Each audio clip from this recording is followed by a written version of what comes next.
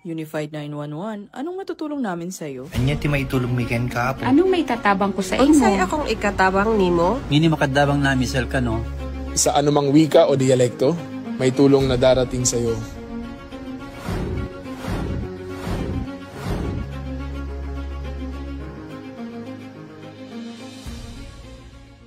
Lilingkod sa bawat Pilipino at magbibigay ng tamang impormasyon para sa tahimik at maayos na Pilipinas. Police News Network, alagad ng batas, tagapagtaguyod ng balitang pulis, sandigan ng mamamayan, patnubay ng katotohanan.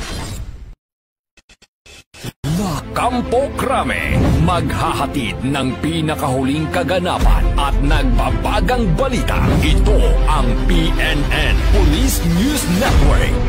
At ngayon, ang inyong mga tagapagbalita. Magandang araw, bagong Pilipinas. Ako ang inyong alagad ng batas, tagataguyod ng balitang pulis. Ako si Patrolwoman Janina Aguas mula sa Manila Police District. Mag-aatid sa inyo ng tamang balita, kwento ng pulis at serbisyo para sa mamamayan. At ito ang PNP News Online.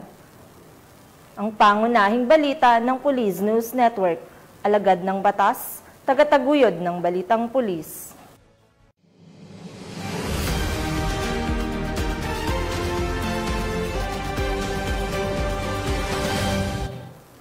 Narito ang mga balitang dapat niyong abangan.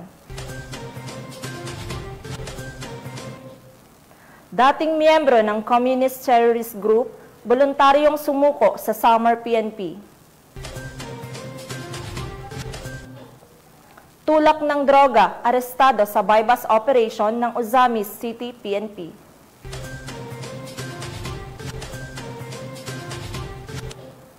Most wanted person na may kasong murder, arestado ng Special Action Force sa Lanao del Sur.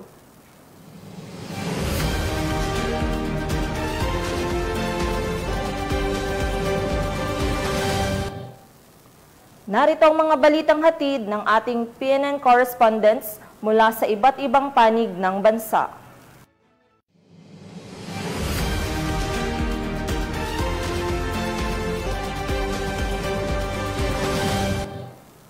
Simulan natin ang balita mula sa bahagi ng Luzon.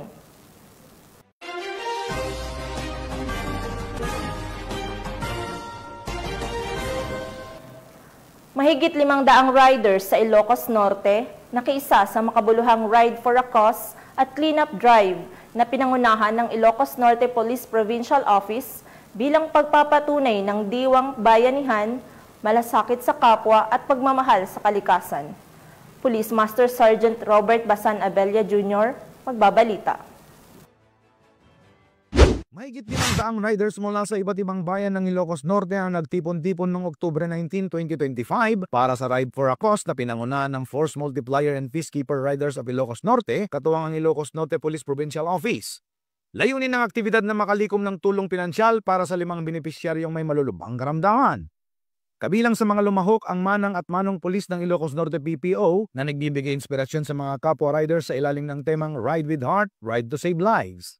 Nagsimula ang biyahe sa Ilocos Norte Police Provincial Office grounds at tinahak ang mga makasaysayang ruta ng Paway, Curimao, Badok, Banna, Marcos at Solsona bago nagtapos sa Mount Lamin sa bayan ng Pidig.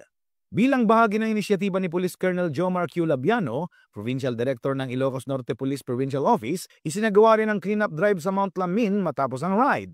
Sama-samang naglinis ang mga kalahok sa paligid ng bundok bilang pagpapakita ng malasakit sa kalikasan at komunidad.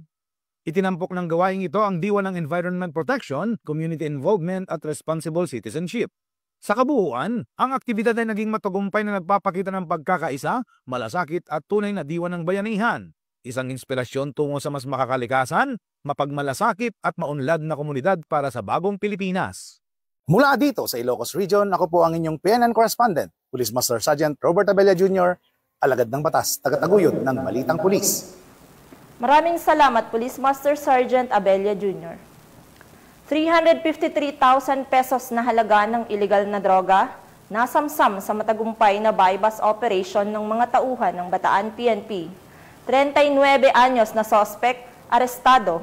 Ang buong detalye ay mula kay Patrolwoman Janice Bulahaw. Isang 39 anyos na lalaki na umano'y sangkot sa kalakalan ng ilegal na droga ang naaresto sa ikinsang bypass operation ng mga operatiba ng Hermosa Municipal Police Station at Provincial Intelligence Unit ng Bataan Police Provincial Office, katuwang ang Philippine Drug Enforcement Agency ng Region 3 sa Barangay Kulis, Hermosa, Bataan. Batay sa ulat, nahuli ang suspect matapos nitong bentahan ng isang maliit na heat-sealed plastic sachet nang hinihinalang shabu ang isang posture buyer kapalit ng marked money.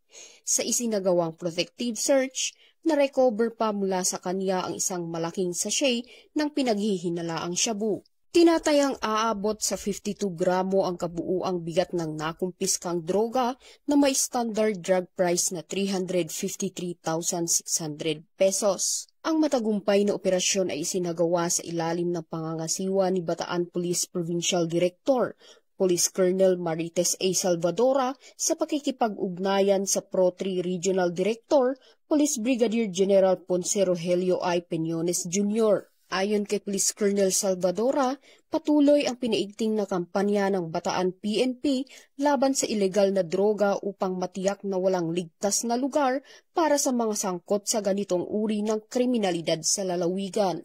Mula dito sa Gitnang Luzon, ako ang inyong PNN correspondent, Patrolwoman Janice Bulahaw, alagad ng batas, tagataguyod ng Balitang Pulis. Maraming salamat, Patrolwoman Bulahaw. 2 drug suspect arestado ng Binangonan PNP sa bypass operation sa Binangonan, Rizal. 130,000 pesos na halaga ng ipinagbabawal na gamot, kumpiskado. Police Staff Sergeant Jacob Israel de la Cruz, ibalita mo. 2 sospek ang naaresto sa kinasang bypass operation ng Binangonan Police bandang alas 10:30 ng gabi noong Oktubre 17, taong kasalukuyan sa Barangay Gapos, Binangonan, Rizal. Kinilala ang mga sospek sa mga alias na Kenneth, 25 anyos at Jen, 19 anyos, kapwa residente ng nasabing barangay. Nahuli sila matapos benta ng shabu ang isang pulis na nagpanggap na buyer. Nakuha sa mga sospek ang 3 sachet na hinihinalang shabu na tumitimbang na 19.21 gramo na may halagang higit 130,000 piso, isang cellphone at marked money. Ang operasyon ay may koordinasyon sa PIDEA at naitala sa video bilang bahagi ng transparency. Kasalukuyan nakakulong ang mga sospek at maharap sa kasong paglabag sa RA 9165. Patuloy ang panawagan ng Rizal Police sa publiko na makipagtulungan sa kampanya kontra droga. Mula dito sa Calabarzon, ako ang inyong Police News Network Correspondent, Police Staff Sergeant Jacob Israel E. de la Cruz, alagad ng batas, tagataguyod ng Balitang Pulis. Maraming salamat, Police Staff Sergeant de la Cruz. 47 anyos na lalaki na tinangguriang rank number 9 most wanted person na may kasong RA 10591 o Comprehensive Firearms and Ammunition Regulation Act, arestado ng mga otoridad sa Silang, Cavite. Magbabalita dyan si Police Corporal Abigail Rojas.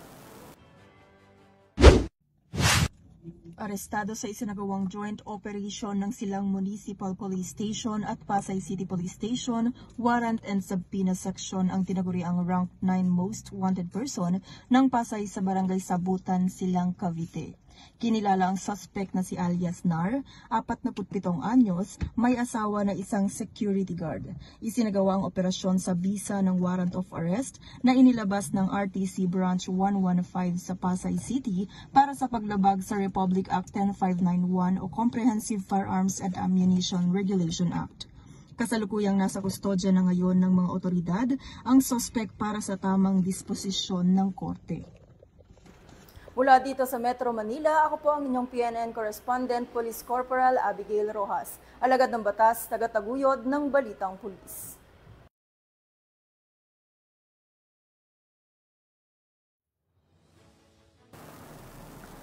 Lalaki arestado matapos ang pagbebenta ng ilegal na paputok online sa isinagawang entrapment operation ng PNP Anti-Cybercrime Unit 1 sa Dagupan City.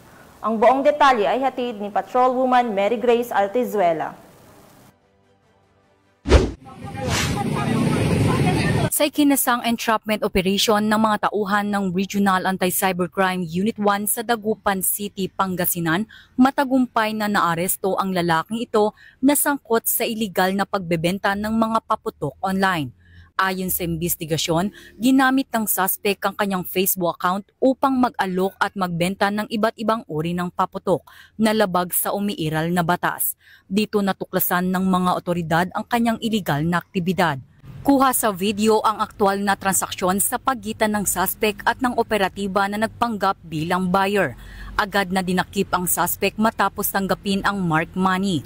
Nasasangkot ngayon ang suspect sa paglabag sa Republic Act 7183 or an act regulating the sale, manufacture, distribution and use of firecrackers and other pyrotechnic devices.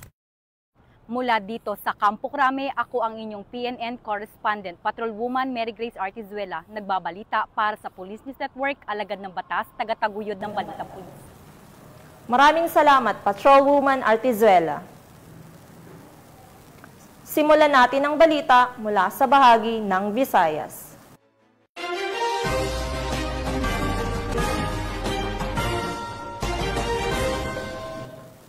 Bilang bahagi sa selebrasyon ng 25th Fiesta sa Kakahuyan, nagkaroon ng tree planting activity ang mga miyembro ng Iloilo Police Provincial Office sa Maasin Watershed Forest Reserve, Barangay Daha, Maasin, Iloilo. Ang magandang balita ay mula kay Patrolwoman Andrea Dominic de Palubos. Patuloy ang adhikain ng kapulisan na maging katuwang ng pamahalaan at mamamayan hindi lamang sa usapin ng seguridad kundi pati sa pangangalaga ng kalikasan. Muling ipinamalas ng Iloilo PNP ang kanilang malasakit sa bayan sa pamamagitan ng aktibong pakikiisa sa 25th Fiesta sa Kakahuyan sa Maasin Watershed Forest Reserve, Barangay Daha, Maasin, Iloilo, nito lamang ika-18 ng Oktubre taong kasalukuyan. Pinangunahan ni Police Colonel Bayani M. Razalan, Provincial Director ng Iloilo Police Provincial Office, ang delegasyon ng mahigit 150 na pulis mula sa iba't ibang unit kabilang ang Police Regional Office 6, Iloilo Police Provincial Office, Regional Mobile Force Battalion 6, SWAT at mga kalapit na istasyon ng pulisya. Kasabay ng pagbibigay seguridad sa lugar, ang mga pulis ay nakiisa rin sa mismong pagtatanim ng mga punla sa nasabing lugar. Ang aktibidad ay bahagi ng programang Tanom Iloilo Towards a Forest Province na isinusulong ng pamahalaang panlalawigan ng Iloilo sa ilalim ng pamumuno ni Governor Arthur Defensor Jr. sa pamamagitan ng Provincial Environment and Natural Resources Office. Nilahukan ito ng mahigit 1,600 eco-warriors mula sa iba't ibang sektor ng lipunan, mga ahensya ng gobyerno, lokal na pamahalaan, NGOs, media, pribadong sektor at mga uniformed services. Hindi hadlang ang uniforme sa pagtupad ng tungkulin sa kalikasan. Ang PNP Iloilo ay patuloy na nakikiisa sa mga programang tumutugon sa pangmatagalang kapakanan ng komunidad. Bahagi ito ng suporta ng More Progress Iloilo o Movement for a Robust, Progressive, Globally Competitive, and Resilient Province of Iloilo. Isang malawakang inisyatiba para sa unlaran ng lalawigan. Ang aktibong partisipasyon ng Philippine National Police sa aktibidad ay ang patunay ng bagong PNP para sa bagong Pilipinas serbisyong mabilis, tapat at nararamdaman. Hindi lamang nakikita sa mga checkpoint o presinto, kundi sa mga kabundukan, kagubatan at sa mga programang nagpapalalim ng malasakit at pagkakaisa. Sa bawat hakbang ng pagtatanim, kasama ang kapulisan sa paghubog ng isang mas luntian, mas ligtas at mas matatag na kinabukasan para sa lahat. Mula dito sa Police Regional Office 6, ako ang inyong Police News Network Correspondent, Patrolwoman Andrea Dominic de Palobos, alagad ng batas, tagataguyod ng Balitang Pulis. Maraming salamat, Patrolwoman de Palubos. 340,000 pesos na halaga ng iligal na droga nasabat sa anti-illegal drug operation ng PNP Bohol. 52 anyos na drug suspect, arestado. Patrolwoman Blessel Kiss Pedoche sa report. Hawak na ng kapulisan ng Bohol ang lalaking suspect matapos itong mahulihan ng 340,000 halaga ng hinihinalang shabu sa isinagawang buy-bust operation ng mga otoridad sa Purok 4 Barangay Katarman, Dawis, Bohol nito lamang nakaraan.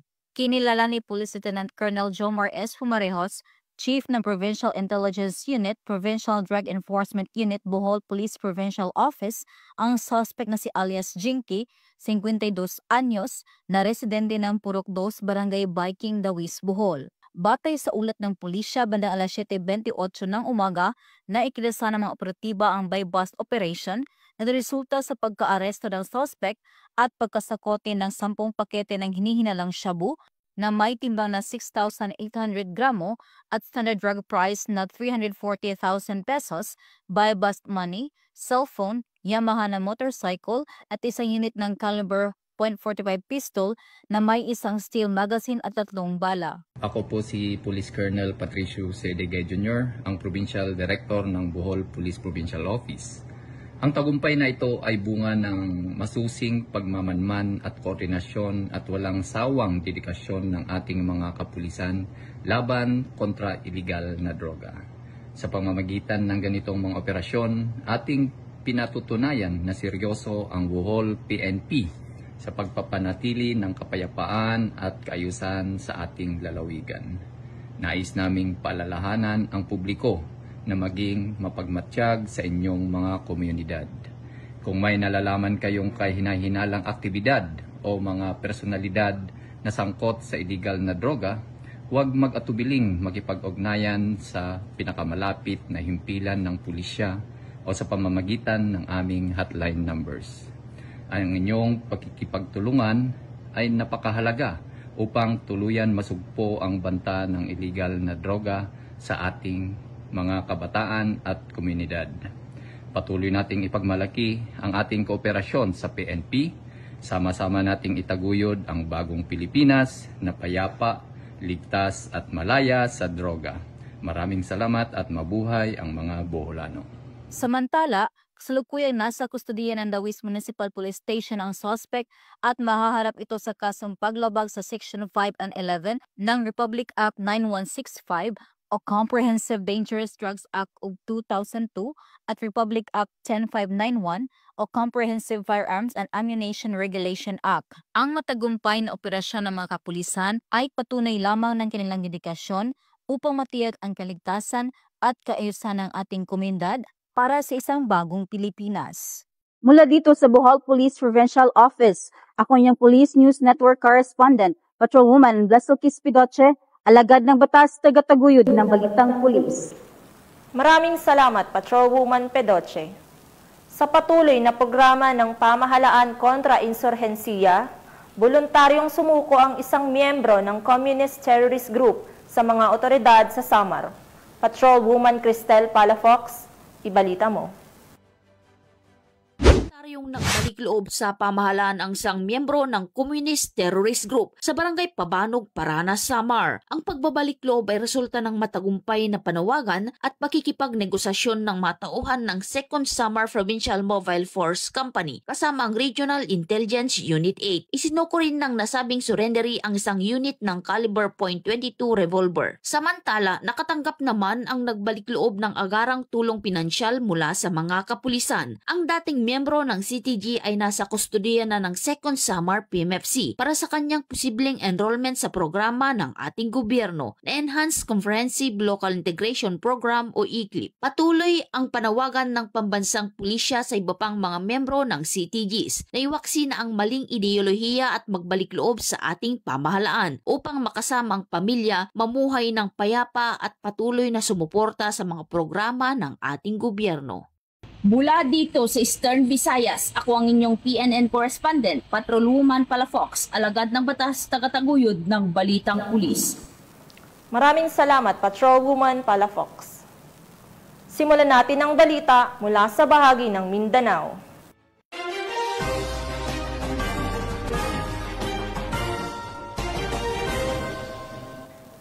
Walang kawala ang isang #1 most wanted person ng Police Regional Office Bangsamoro na may kasong murder sa isinagawang operasyon ng Special Action Force sa Lanao del Sur. Police Corporal Marcelino Termenes, ibalita mo. Aresto ng pinagsabi na pwersa na 44th Special Action Company, 4th Special Action Battalion at 81st Special Action Company Rapid Deployment Battalion ng PNP SAF, katuwang ang Criminal Investigation and Detection Group, Lanao del Sur Provincial Field Unit at iba pang unit ng PNP. Ang number 10 regional level most wanted person ng Police Regional Office Bangsamoro Autonomous Region sa isang operasyon na isinagawa noong October 14, 2025 sa Barangay Linok, Tamparan, Lanao del Sur. Kinilala ang suspect na si alias Salim Bagot na naharap sa kasong murder sa ilalim ng criminal case number ML-127-2017 alinsunod sa warrant of arrest na inilabas noong December 27, 2017 ng Regional Trial Court Branch 9, 12 Judicial Region, Marawi City, Lanao del Sur. Nasa CIDG Lanao del Sur Provincial Field Unit na ang kustudiya ng naarestong suspect para sa dokumentasyon at tabang disposisyon. Mula dito sa Headquarters sa Fort Santo Domingo, Santa Rosa City, Laguna, ang tahanan ng inyong tagaligtas. Ako ang inyong PNN Correspondent, Police Corporal Marcelino Termenes, alagad ng batas, tagataguyod ng Balitang Pulis. Maraming salamat, Police Corporal Termenes. Sa patuloy na kampanya kontra ilegal na droga ng PNP, arestado ang isang lalaki matapos ang matagumpay na bypass operation ng Ozamis City PNP. Magbabalita dyan si Patrolwoman Danessa Berdos. Arestado ang isang individual sa ikinasang bypass operation ng mga operatiba ng Ozamis City PNP sa Barangay Bagakay, Ozamis City, Misamis Occidental. Nito lamang ika-18 ng Oktubre taong kasalukuyan. Kinilala ni Police Lieutenant Colonel Harvey Villanosa, officer in charge ng Ozamis City Police Station, ang suspect na si alias Dam. Lalaki 18 taong gulang at residente ng Barangay Kinuman Sur, Ozamis City.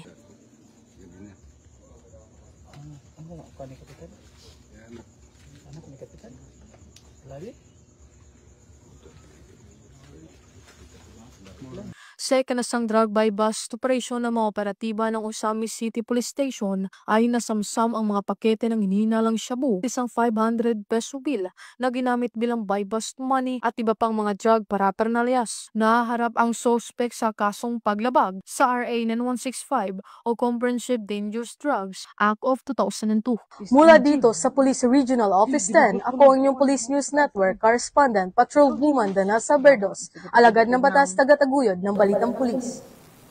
Maraming salamat, Patrolwoman Berdos. 96,000 pesos na halaga ng marijuana ang naharang at nakumpiska sa isinagawang checkpoint ng mga miyembro ng Bunawan Police Station sa Davao City. Patrolwoman Queenie Babes, arendain, ibalita mo. Arestadong isang individual matapos mahulihan ng hinalang pinagbabawal na droga sa sinagawang fixed checkpoint operation sa Likanan, Lasang, Davao City. Nito lamang ika-18 ng Oktubre taong kasalukuyan. Kinilala ni Police Major Janus Macliing, Acting Station Commander ng Bunawan Police Station, ang suspect na si alias Nor, 39 taong gulang, na pawang residente ng Bakpiatos, Barangay 1A, Davao City.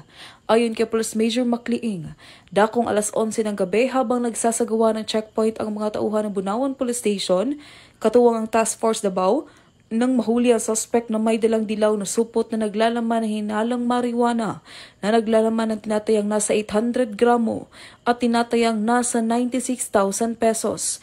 Kasalukuyang nasa kustodiya ng suspect upang dumaan sa tamang disposisyon at marap sa kasong paglabag sa Section 11 ng RA 9165 o ang Comprehensive Dangerous Drugs Act of 2002. Samantala, ang laban kontra kriminalidad ay patuloy na pinapaigting ng Police Regional Office 11 sa pamumuno ni Acting Regional Director, Police Brigadier General Joseph R. Argiles, alinsunod sa kampanya ng Bagong Pilipinas na panatilihin ang kapayapaan at kayusan tungo sa mula dito pagsulong sa Police bansa. Regional Office 11, ako yung PNN Correspondent Patrolwoman Queenie Babes Arindain, alagad ng batas, tagataguyod ng Balitang Pulis. Maraming salamat, Patrolwoman Arendain. Isang hinihinalang pampasabog na recover ng mga tauhan ng Parang Municipal Police Station sa Maguindanao del Norte. Ang buong report ay hatid ni Patrolwoman Leonora Gawang. Explosive device ang na-recover ng Parang PNP sa loob ng compound ng Parang Municipal Hall, Barangay Poblasyon 1, Parang Maguindanao del Norte, nito lamang ika-17 ng Oktubre taong kasalukuyan. Ayon sa mga otoridad, bandang alas 3:30 ng tanghali nang makatanggap ang Parang MPS ng ulat mula sa isang empleyado ng LGU Parang na mayroong umano'y pampasabog na aksidenteng natagpuan sa labas ng Parang Municipal Hall. Agad namang nakipag-ugnayan ang naturang istasyon sa mga personahe ng Explosive Ordnance Disposal o EOD matapos magpositibo ang isang uri ng pampasabog. Kinilala ng EOD ang nasabing pampasabog bilang isang pirasong 81mm high explosive mortar. Ang nasabing pampasabog ay kasalukuyang nasa kustodiya ng PNP EOD para sa karagdagang pagsusuri at wastong disposisyon. Patuloy na pinaalalahanan ng mga otoridad ang publiko na agad ipagbigay alam sa kinaukulan ang anumang kahina-hinalang bagay na posibleng naglalaman ng pampasabog upang maiwasan ang anumang insidente ng panganib. Mula rito sa rehiyon ng Bangsamoro, ako ang inyong Police News Network Correspondent, Patrolwoman Leonora Gawang, alagad ng batas, taga-taguyod ng Balitang Pulis. Maraming salamat, Patrolwoman Gawang. At mga ka-PNN, 66 days na lang, Pasko na.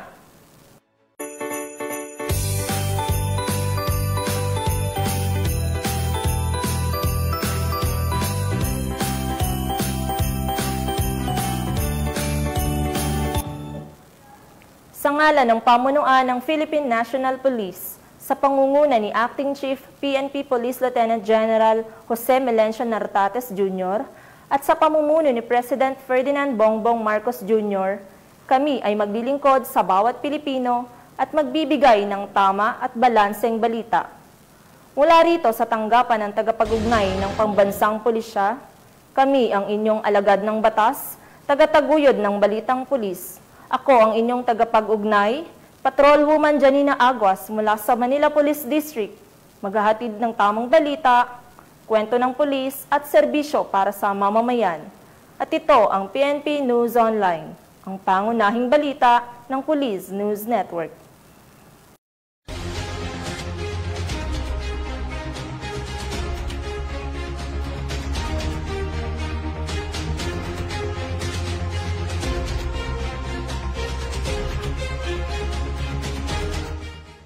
Police News Network, alagad ng batas, tagapagtaguyod ng balitang pulis.